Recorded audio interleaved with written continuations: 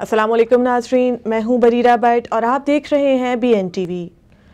दादू में कत्ल का जुर्म साबित होने पर अदालत ने मकामी सहाफ़ी को फांसी की सज़ा सुना दी।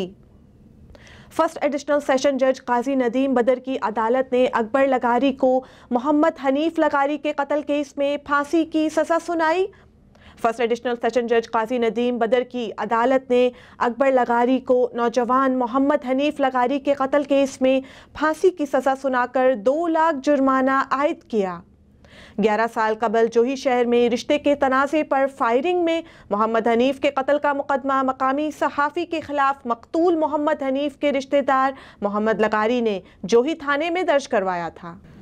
अब तक के लिए इतना ही। मज़ीद खबरों से जुड़े रहने के लिए देखते रहिए BNTV।